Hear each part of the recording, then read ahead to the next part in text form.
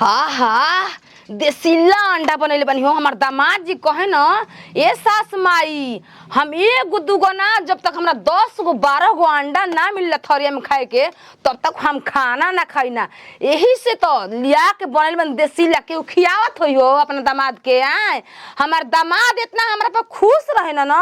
कि सास के गइला पर इतना सास सेवा करेली इतना हमरा में लागल बाझा रहेली कि का हम बताएं। एकदम गरम गरम मसाला डाल के अब 12 गो अंडा बनैल बनी एकदम से ना थोरिया में जाइए देख के हमार दामाद जी खुश हो जाइए। यही से तो गाँव और कहे कि दामाद के बेटी के बड़ा माने ले काहे ना मानबो। मरला के बाद तो सब धन बेटे के होता। कुछ दिन बेटी के मानजन कर ले होता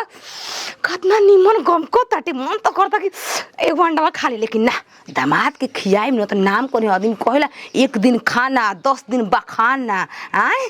12 गो अंडा जहाँ थरिये में दामाद जी देखो नी दम खुशी के ठिकाना ना रही। पहले खिया ले हो तब एक बाद बतियाई। हमारा सास लेखा भगवान करस कि हरेक लइकन के सास मिलस कि दामाद के सेवा पानी करस सरहज रहस साली चाहे ना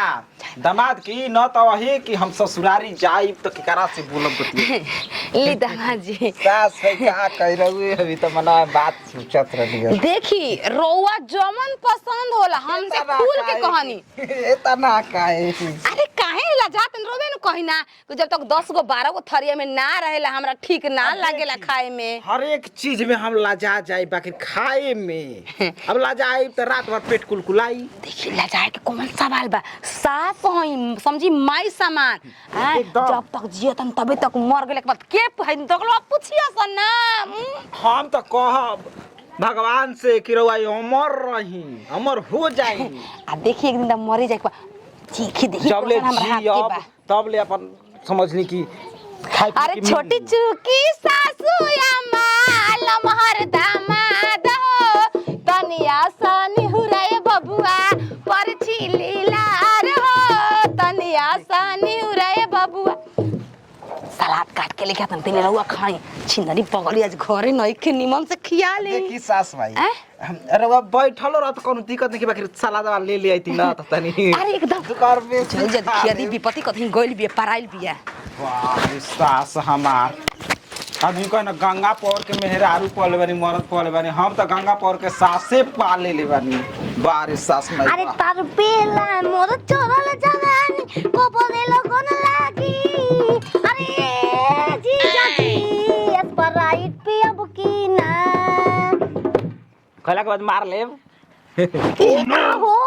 अरे देखी ये मजाक ऐसा मत करी। अयो मया अरे देखे दा तक्षिना तन थोड़ा छिनात्र मतर माइक बैठा कुछ ये मार कतना एक के शब्द में रउआ बोल देनी बात के कहिया के बुद्धि मंत्र हम ही देले भाई के दामार में ओकर के बहरी भेज देला 14 साल जा मत जाई कैसे ना जाई कैसे तो हमरा कोतर के हमरा के दिखाओ ना कैसे ठूस ले हमार रहते हम अपन हाथ से खियाम छोट लड़का जब ले हम हाथ ए मार कहत नहीं कि नहीं खी बोला त ई मत समझी कुछ बोल तू आ तू जलाल तू तोर माइक फालतू के अबे खाए का छोड़ के कहत नहीं कि छोड़ दा हम खा ले ए गजब हाल बा की देखिए आइबो? हम खैला खाती बारात में मार कली नाम अच्छा ससुराल खा भूख दामार लगल बा मगर खात नहीं खियम ना का ना खाई भूखो भाई पिरिया बड़ा त भाई के बधाई ए छिनार पिणिया बीतले 6 महीना हो गया क्या हो गई आज मान ले ताज ना हो जाई मानो तो भगवान होता है माना कि चूकी में एक बता दूं मानो कि हम पति हैं बामल पैसा दो बिना हूं पैसा दे बामल हमार फतार गो दबा पैसा के बिरलो को लाउरी का पैसा वाले में गोट मत दबावेला कैसे रसगुल्ला दबावा खायो बड़ी दुखाता बड़ी हमर टटाता अब हो मैं डाल दा देखा का ओ गोरे गच्चर गच्चर तोर माई के हचार हचार कचार कचार को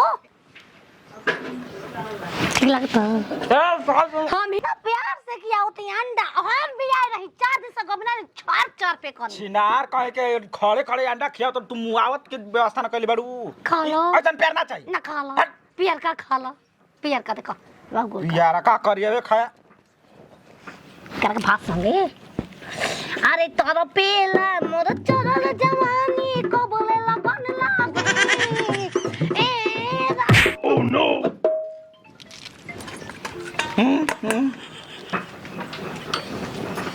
कोई से माले आवा देखी ते काई अब धक्का वही में मार बुझा ना ना पेट्रोल पंप लेकर ना करो बोलो के मुंह डाल आ चांदा मामा दूर के अंडा बनावे गुड़ के अपने खाए थाली में अगवा कर दे दो कबिल का काट ले वही जगह दाते कट से देना दोनों अंडा निकल के फेंका जाए सास के जान मान पर अभी इतना देर चुप रहनी है ना तब ले जे ना से काय इरादा बा नत खो जो नत खो हमरा के का ए सास माई कोबे रे सब में कोबे रे अच्छे नरी अरे सास माई छोड़े नतिया दुकलवा अरे दामाजी जान तनी चल तन दुकानिया पे चल गई है अरे मर्रानी प्यास खियो दे खाड़ी खाड़ी देखी तो छिंडार बालू सास बालू हां तबे ले कहबे ने कि गंगा पहर के पलवानी बाकी अब उधर को सास ना चाहिए सेवा कर भेजल बालू हां हमार की रे जैसे तो हम भाई है तोरा क्रिया का मुंह हमारा बताइए अपन हाथ से परत के रख के मैं निमक है तो बात नीमक है पापा दा अब दूसरा दे दा हमारा मरे के लेके खा के ऐसा काम के सेवा ना चाहिए अरे रहुआ के देखिए अपन मर्द कह दे न के मर्द के हमके ना खोले बहेंगा बा बैठिए खिया दा रानी खिया दा लकल औरा खाई अंडा खा लो गोका औरा कानी खा औरा खाई को देख ना रे हमारा जिए के बा सास भाई जिए के बा वो हमारा भी जिए के बा